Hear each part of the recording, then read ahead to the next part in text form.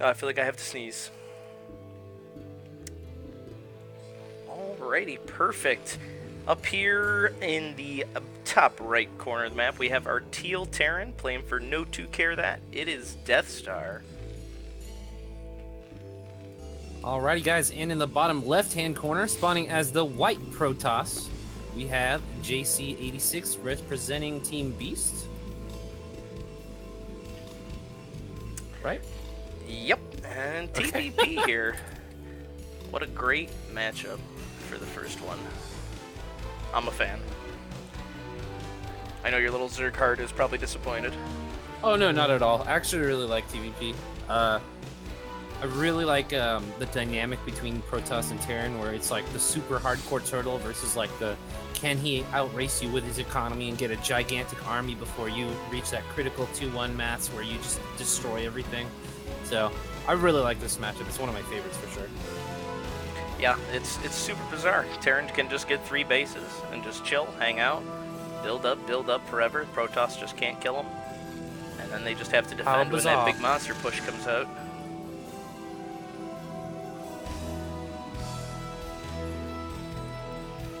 Looks like nothing crazy gonna be happening in this one. Standard play coming. What are you talking about, dude? There's already a supply depot on the field. How is jc86 gonna deal with such mastermind plays? This is absolutely insane. I'm not sure. I mean, those fans, they're big and they're spinning, so you know you gotta watch out for those. They'll get you. What if cut a zealot head off? A little force field. Like you try to like walk towards it, and the fans like start like blowing the zealots away. It'd be great. Dude. It should be an upgrade. It's got a knockback feature. The fans start spinning faster. Yeah. If you get too close, to start shooting hot dogs at you. Hot dogs, there's little SCVs in there cooking. I mean, where else are they going to get their food? It is a supply depot. There's supplies in there, and I would assume those supplies would include hot dogs. I am worried though. It's like kind of a giant microwave because if you look, it's like a bright green glow over there. That can't be healthy working in there. You're just constantly irradiated. You know, I never noticed that before. Yeah. That looks scary. That definitely looks like some radiation. Got our little scouts kissing there. Ooh. Scout on scout action. That's my favorite. Oh, of course. Well, looks like a factory's going to be coming up for Deathstar. Maybe an expansion after. We'll have to wait and see. And it looks like we're just going goons in range over here on the Protoss side of things.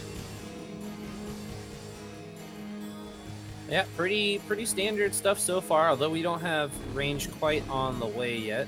jc86 really does want to get that upgrade started as soon as possible. It does take a really exorbitant amount of time to research this. I didn't realize how long the range research was, but it's stupid long. Yeah, it's super long. It's like, I don't know, a minute and a half? Like, I think it takes longer to do that than to build a Nexus. Well, obviously, the reason for that is because it's totally overpowered. It is? Ooh. Oh, yeah. And we got a 2 factory here coming out of Deathstar, so it looks like he's going to be going for some early pressure.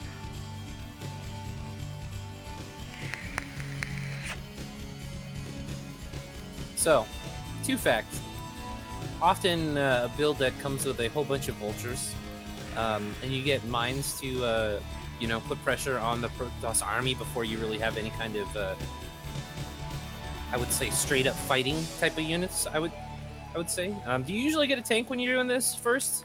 Just to fight the Dragoons off? Absolutely. You always get at least 1 tank first. Usually a 2 fact. What you can do is you can put shops on both, and you can work your way up to 3 tanks, and then push out and rally vultures. Because the thing is, vultures are good, they're fast, and they build really quick, but man, they deal no damage to Dragoons. I mean, they kill the shields really quick, but their hull damage just doesn't go down. Yeah, damage types in StarCraft are so funny that way. Like, we don't really have that in StarCraft here or very often, and usually it's just said in the tooltip when you go over the over the unit or whatever, it'll say like plus to armored or something like that. But in StarCraft Brood War, damage types are actually extremely relevant. Goliaths do half damage to Mutalisks, for example, and all kinds of interactions like that. Hydralisks doing half damage to Zealots. It really does change the dynamic, so you do really need some specific units to fight against other ones. Because some units get really, really hard countered in this game. Yeah, that was something I never really knew until I started playing 1v1s. Never quite understood that. But he is going for the second shop here. We got a couple of vultures, a tank already out, another one halfway on the way. And he got siege first. Let's see if he goes for mines next, I would assume. He went back to building marines, so this is going to be a bit of a late 2-fact push. But the Protoss has no idea about this. But at the same time, his expansion's already done mining. Ooh, first tank gets taken out for the cost of a 3 Dragoons maybe. Even. These vultures will definitely finish it. Alright, there it goes. Yeah, these guys come out here taking all the credit for these marines that are in the bunkers. They're just like chilling, shooting away. This one vulture in the back there just gets the kill. Probably come back talking shit to these marines like, look at you guys, couldn't even kill a dragoon. This is all me, baby. Vultures have terrible attitudes, man. There are these little biker motorcycle gang dudes. Looking like a ninja on his little hover bike. Yeah, they really do look like ninjas. Straight up Deadpool in here, man. Oh man, we got move commanded. Oh, this goon is toast. Next one. Oh, yeah. I think this one's gonna be toast too. Yeah, things aren't looking good for the Protoss right now. And he's set down his expansion behind this. He's rallying another tank. Another tank's about to be done. Whew. We're gonna have 5 tanks over here against 2 goons. These early Terran pushes are pretty difficult, especially for new players to handle. It takes a lot of micro to be able to micro the Dragoons back, not take very much damage on them, and whittle away at the army. So that way when the push arrives, it's not super powerful. But now we have a whole bunch of tanks here, all with siege, and we've got basically just 3 gateways worth of Dragoons going to be coming out here, and this is not going to be able to cut it. We could just get rid of all these Marines, and they'd still have a hard time. Yeah, Marines in high enough numbers do really beat down Dragoons pretty well. You don't want to send them here by themselves, though. That's doesn't turn out well. But it doesn't matter. Marines... He's going to kill this Nexus, and he's going to have his expansion up. He's going to be a great. Got a tank up here at the 3rd, taking a quick smoke break. Doesn't even want to come down here. He's like, they got enough dudes. They don't need me. I'm just gonna take a bit, text my girl, watch some cat videos on YouTube, hang out while we clean up this Nexus. I don't need the glory. That's a real 9-to-5er tank right there. It's like he's like, well, as soon as that 5 o'clock rolls around, he's done. Well, I do question putting these over here right so close to the cliff. I feel like once he gets 4 goons, he can just 2-shot these tanks from the high ground. But it was a scary thought. I also don't want him to go upwards. Like, you have all the advantage in the world, man. You got Protoss on one base. Just camp this out. You win.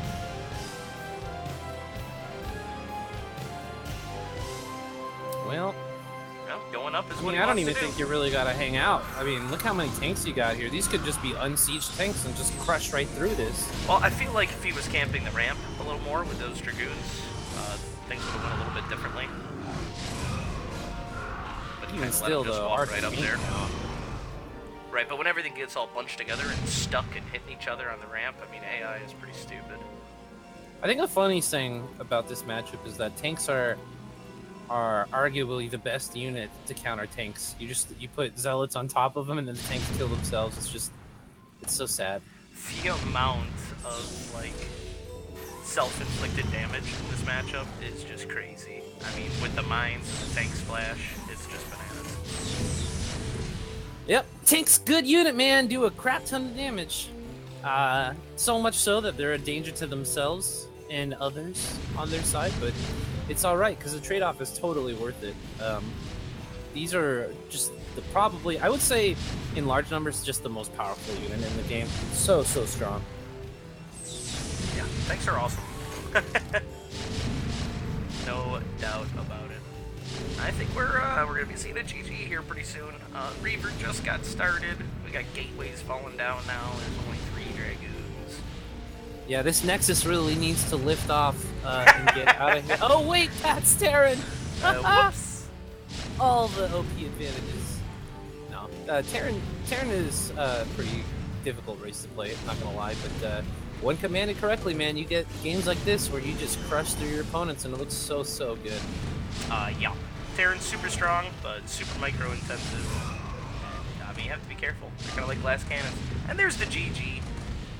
Got Deathstar pulling through for No2CareThat, going up 1-0 in this best of 3 series. Yeah, a little bit of a Kits GG time in there. We got 3 probes not mining before we decided to peace out, but you know, it's all right. It's not like we sat in the game for like 10 minutes waiting for those three probes to get blown away. So we're going strong. That was a pretty dominant game coming from our opponent, or our player rather, Deathstar, I believe. Yeah, no, I mean that's about how it works. I mean, a 2-fact versus a gate fast expand. Yeah, it's about how it goes. You're just not going to have the numbers to deal with it. Oh man, this replay is downloading like at the speed of I'm having flashbacks of like 2001. 9. Okay, we made it.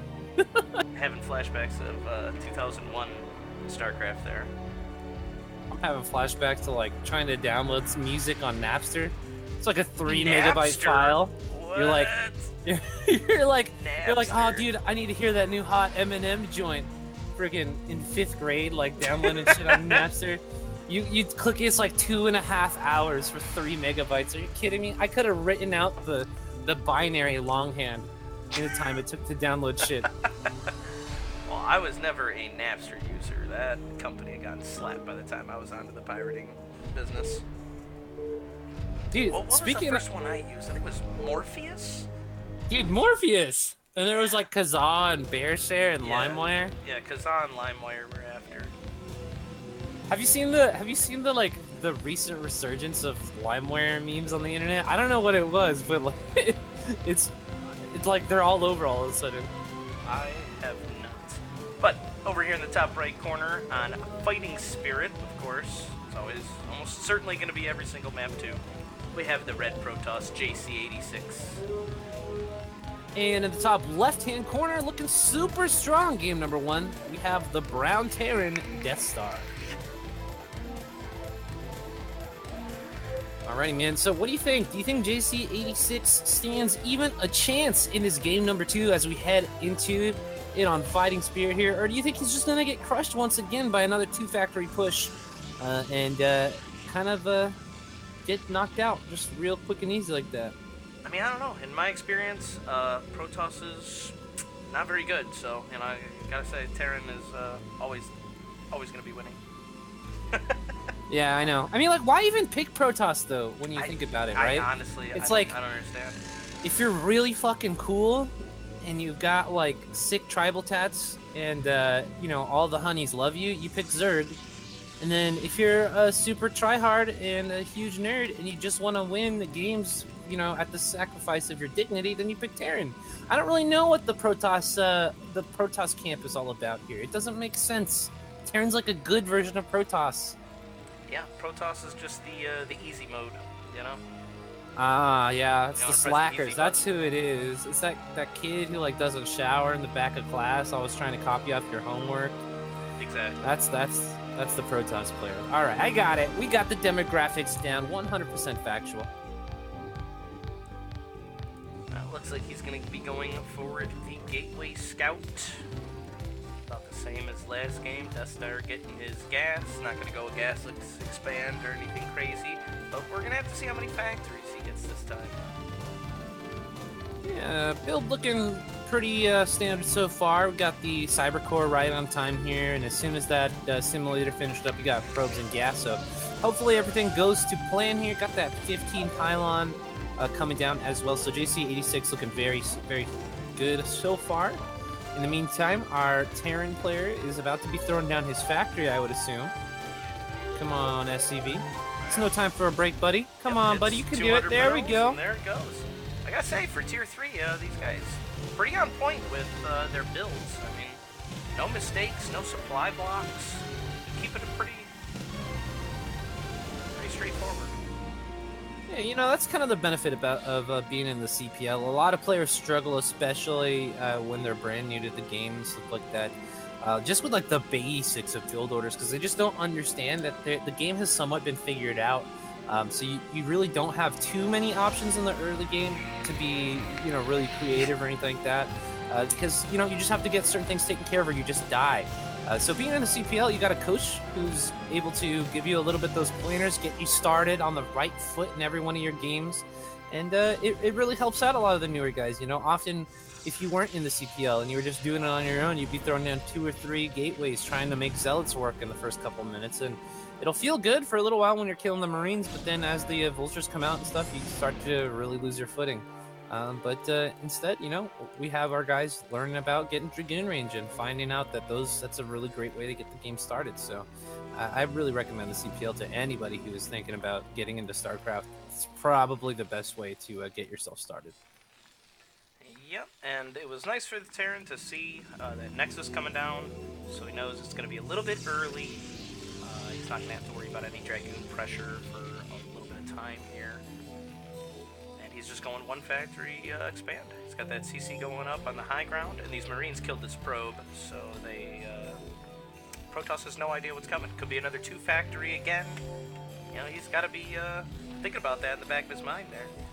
Yeah, it's a little interesting. Normally when you go one fact expand, don't you normally want to get siege up so that way you can use siege from the high ground to secure your natural expansion? Or is this just a style that I'm not unfamiliar with? You know, traditionally, one factory, you get your shop right away, you push out tanks and get siege mode. That is the traditional way to do this. But you can also push off Dragoons with a few Marines and a tank. So that's, you know, you don't have to get siege right away. It's unnecessary. Unsieged tanks will outrange Dragoons, even with range. Yeah, this should be fine too. His opponent is doing 2 gate though, so this could get a little aggressive pretty quickly here. So hopefully we see siege started soon, because, you know, once the number of Dragoons start to pile up, Dragoons start to be able to hop on tanks and do some serious damage to them. I believe the critical number is 4, where you start 2-shotting them, I believe, right? Yep. 4 is the exact number. It takes 8 shots to kill a tank with a Dragoon, so once you have 4, it's just 2 volleys, and it dies. So yeah, once you get up to 4, it's when it gets scary, which is exactly what he has. So if he ever pushes in here and sees, I mean, this one tank is right up against the bunker. I mean, he could pick that off pretty easy if he's not paying attention. Well, alrighty, our Protoss player going for a 3rd gateway now. Got the Robo done. Observatory on the way. That's a really important unit to be building here, because, as you know, mine's very powerful versus Protoss in the early game before they have the odds. We do have the bunker coming down now, but let's see how this goes. We do have that ever important 4 goon count. Boy. Number 1 goes down. Get it back. There we go. We got some SCVs, good blocking though, with the doing SCVs. a great job. Yep, the 2nd tank coming in to help out and peg these things. Yeah. Well, it looks like Deathstar is... shot off. There it goes. Deathstar probably able to push this aggression off in a little bit here. His SCV control has been pretty good. Created a nice solid wall for his tanks to be able to kind of stay... Oh, but these are not repairing, though! Yep. It was already full health, and he's killing a lot of SCVs here. I think it's time just to stay back. Is he making any more Marines to get him in? Nope, his barracks is floating. So this bunker kind of pointless. It's a decoy here. bunker. Yeah, bunker, man. Super decoy. I mean, yeah, there's nothing gonna be in that anytime soon. And already he's throwing down 2 more factories. Looks like he might be going for like a 5-fact type build, which is super aggressive right off the get-go. Yeah, I would say most people consider 5-fact to be like an all-in. It makes it really difficult for you to afford taking your 3rd base if you don't, or if you go this build. Yeah, it depends. It doesn't have to be an all-in, but you should be getting damage done with it. Like, killing the Protoss 3rd, for instance, is what you really want to be able to do. And losing those first 2 tanks, I don't know how good of an idea this is, because the real problem is you don't have enough gas to be able to make a ton of tanks, you know, and still get upgrades and everything else. Yeah, that early tank count is extremely important for Terran. You really don't want to be losing any tanks. Well, ideally throughout the whole game, but like, tanks are that unit that really needs to build up before they're super effective. And getting tanks picked off in the early game will really set back all of your timings to be able to get on the map and start being aggressive. And buying that time with these Dragoons is really great because now jc86 is probably going to be able to take his third, maybe perhaps even his fourth. Although I am not a huge fan of this gigantic pylon wall that could have even just been another Nexus. Yeah, generally, it's good to make a wall. I believe you can do it with 4, though. I've never seen 5. 5 that's a new one for me. But yeah, I do mean, like you, it, man. You definitely Vulture can run do it with 4. Super annoying. Like, most of the Protoss I talk to, they say that's, like, probably one of their top 3 things that they hate about the matchup. Well, here's what I am not a fan of. So when you get a bunch of early tank kills, you're basically guaranteeing that the Terran can't move across the map with anything but vultures. So I would have rather our Protoss player maybe throw down another Nexus and just spread his Dragoons out to make sure he doesn't take any real damage from any kind of vulture run-bys. Because, I mean, what is the real threat from this Terran player right now? That's literally the only thing that they can do right now. Otherwise, they'll they run the risk of just getting squashed by a big Dragoon and Zealot army in the middle of the map here. So, I don't know. I mean, we've got so much map control and such a great opportunity for jc86 to get himself a gigantic macro lead, but instead he's playing, I think, a little timid here. Well, getting the third base up, I mean, he's now going to be a base over his opponent. It's decently saturated, not quite all the way. But just now getting these observers out, I'm surprised that observatory went up like a long time ago. Unless the one died and I missed it. Well, Boss Ross, how do you feel about this third time from the Terran player? I think this is a little ambitious when you consider that he really doesn't have enough tanks to be able to hold those bases. I'm very worried for Deathstar right now. I think that if the Goons get a chance to spot this, he may be in for quite a big blowout. I'm not a fan of... I'm fine with the third timing. I just wish he had set it down in his main and floated it to the 12 o'clock. I'm not a fan of the positioning of it. Thank you for the follow, No Sauce. Appreciate that. Minefield now getting slowly picked off. But he's moving the tanks forward a little bit to push the Dragoons off the mines. But yeah, I just feel like this third is going to be difficult to defend. There's 2 routes that he has to defend it there. I mean, I just don't know. But, I mean, it hasn't been scouted yet, so it's not like he knows it's there. Maybe... I mean, I'm looking at this army count, I'm thinking the Natural's even going to be difficult to defend right now. Look at this gigantic Dragoon and Zealot army that's going on here. We even have a shuttle now. Yeah, we got the shuttles now there. Going to be dropping some Zealots on top of these tanks, most likely. And that's going to do a whole bunch of damage. We even have mines very close to the tanks, and those could get dragged too. Yeah, if he decides to do a Zealot bomb. Oh boy, Ooh. But yeah, losing these 2 is not what you want. Looks like he's gonna get away just spots losing this 1. army trying moving out, but that's not gonna happen anytime soon, my dude. Yeah, and I would be a fan if he would take things like his barracks and his eBay and float it on down there to that bridge, and you can even build like a supply depot here and make a really solid wall. Where, Dragoons are just not going to be able to get through. Zealots are only going to be able to come through single file. He is making a strong supply depot wall at his third, but unfortunately there's no tanks there. These walls are good because of tanks. Keeps everything down while you just shell them. But, I don't know. Protoss still doesn't know about it. And he is getting his 4th up now. So, staying 1 base ahead, which is good. That's where you want to be as the Protoss. We have our arbiters going. Lots of gateways now. jc86 looking to be a bit more of a macro monster than I originally anticipated. Looking much stronger in this game here. So it seems like maybe dealing with early aggression is going to be the real main thing for him to focus on in the future here. Because he's looking pretty dang strong right now. 4 base, about to... I would even plop down my 5th soon because of how much money he's got kind of right now floating in the bank. But yeah, with the arbiters and all these gateways pumping away and making tons of units, you should be in a great position to deny any kind of units getting up to this third base. Just kind of losing some goons for free here, though. Oh my god. Loses 6? That was quite a few. Just killed a couple of vultures.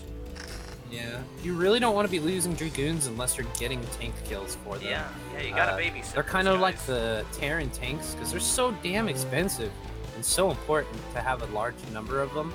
If you were gonna, I don't know, if I was gonna be losing dragoons, at least I wouldn't want to commit unless there's a very solid way into a Terran. Oh, well, it looks like. Okay, he stops and sieges up here. Not exactly a great big fan of this. He's sieged on top of mines there in the back and in the middle. Oh, yeah. If these zealots really get on scary. top and trigger these. Here we go. Okay. No mines go off yet. Well, they're Not going bad. off on the goons in the front. This is a great. Oh, and then the defense matrix. This is spot on for the Terran. Here comes the shuttle He's got to bombs. get out of here with the dragoons. Oh, he's only going to make it out with one. Oh. Oofta.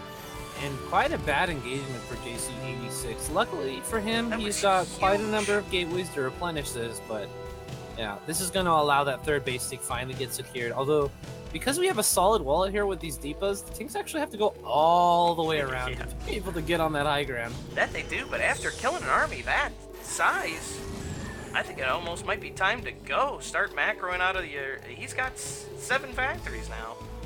Press the buttons, change your rallies, and start going over, man. That was a huge kill.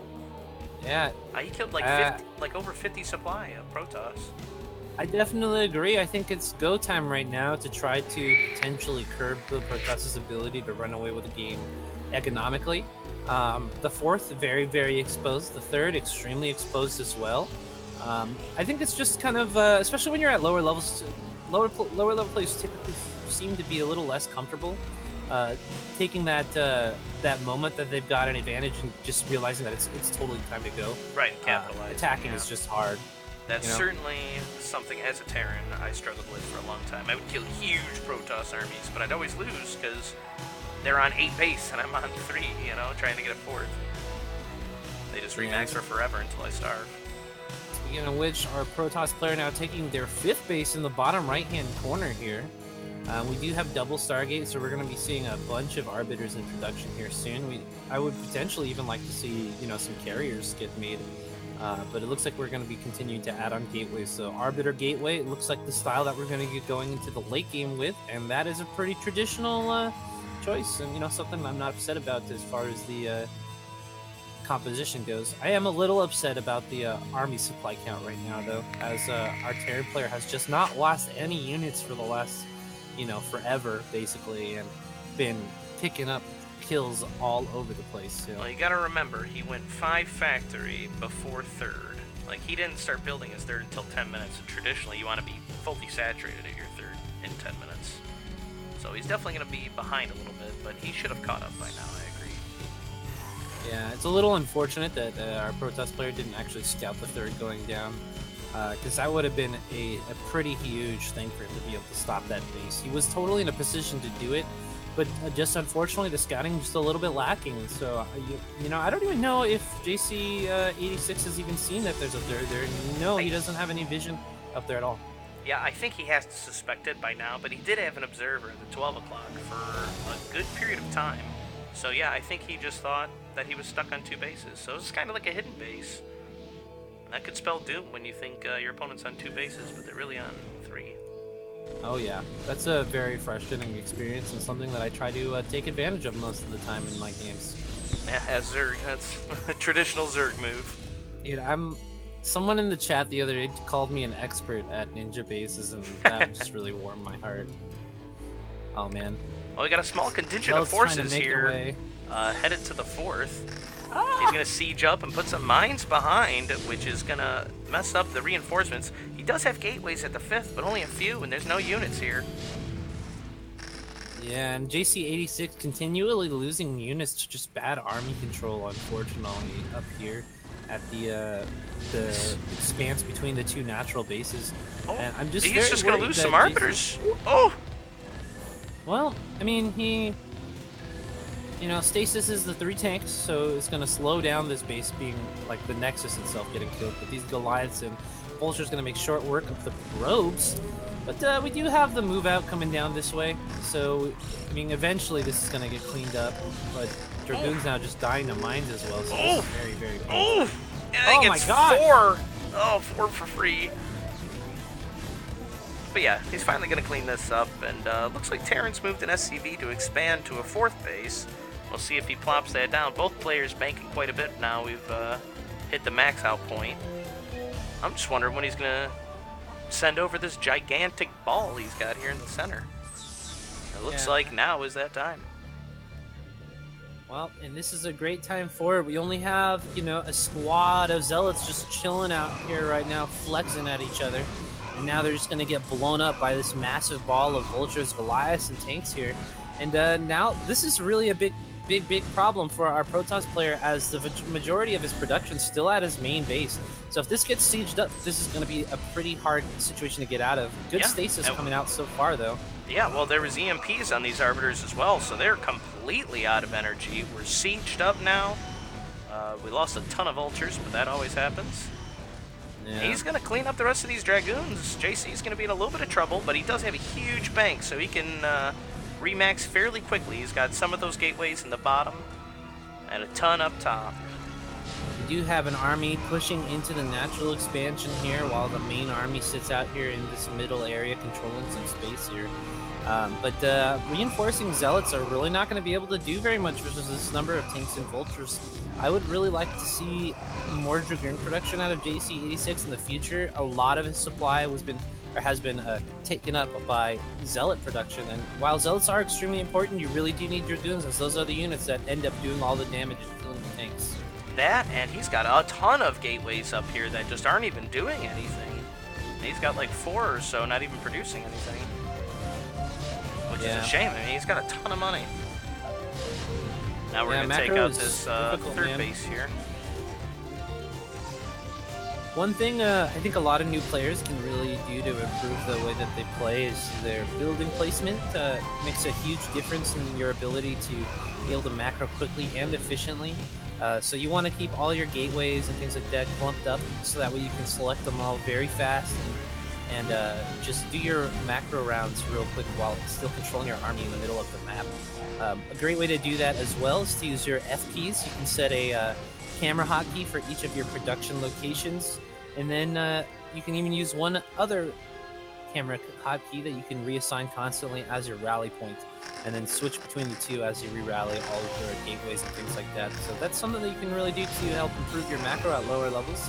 A really great thing to learn how to do, especially for Protoss and Terran, who have a ton of macro structures. But this is a little unfortunate. We've got attacks at pretty much every base here now. The Natural is the only one that's been cleaned up so far, but jc86 looking to be pretty much out of this game here in a little bit, as his production is now being camped at the bottom right-hand corner. Yeah, when the Terran units are already on your production and you can't build anything up, that's a problem. I mean, he hangs onto his main, but there's no mining here, so killing these bottom 2 bases is really going to spell doom for our Protoss player.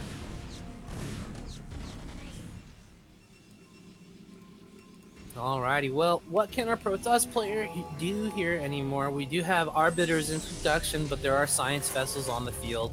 We've got mines to help deal with detection of cloak units coming in. We've got a pretty well spread out count of tanks all over the map, so it's not like you're going to get any of those crazy money stasises where you get like a bajillion tanks and it turns the tide of the game. Arbiters getting shot down by Goliaths. Everything is just going wrong for this Protoss player right now. Yeah, I'm not a fan of calling it early, but this is going to be tough for him to come back from this. His bank is starting to disappear. He's completely mined out. He has 0 mining from anywhere. Very nice use of EMP from our Terran player, softening up all the shields on these units as well. Arbiters continue to come out of the Stargates and everything like that, and just get taken out by this small number of Goliaths on the field here. It's a really unfortunate way to be wasting one of the most expensive units in the game. Very powerful, important unit to have alive for as long as possible. Yeah, and they take forever to build too. I am happy that our Terran player here is building Goliaths. That's a very easy unit to forget to make, and he finishes off that Arbiter too. You know, and it really sucks when the Protoss player gets up to like 5-6 Arbiters. You know, you can't EMP them all, and they get really annoying. You run out of scans eventually. So, gotta have those Goliaths. I'm glad to see he has those. Well, we have 0 mining bases left for our Protoss player. In the meantime, Terran is on a very, very comfortable 2 mining bases. At this point, you know, I would still like to see, just as a good habits, our Terran player continuing to expand. I think the ideal number of mining bases for Terran is probably 3. Yeah, 3. They can certainly get away with 2, but 3 is where you definitely want to be. And our Protoss player calls it. So that's going to be it. Deathstar going up 2-0 for No2CareThat. I got to say, I'm pretty impressed. I would expect in the Tier 3 for most Protosses to be winning that matchup. Yeah, typically people consider Protoss versus Terran to be the harder matchup for Terran. But you know, there are differences in skill levels, you know, especially at the both top and bottom. Like Tier 2, I think, is probably the most evenly matched of all of the skill tiers, but you know, especially at Tier 3, I expect to see some decisive games. However, I was actually very impressed with jc86's game number 2. He showed that he does have, you know, a lot more skill than he was able to show in game number 1 due to the aggressive build there. So I can't wait to see, you know, him continuing to get his coaching done and improve in his macro skill, because that's the name of the game in the CPL, guys. You know, just improvement. So good job, jc86. Great job, Deathstar. And you guys keep on practicing, man. Yeah, I was pretty impressed for that for Tier 3. That wasn't bad at all. Some good coaching already happening here on Week 3 of the CPL.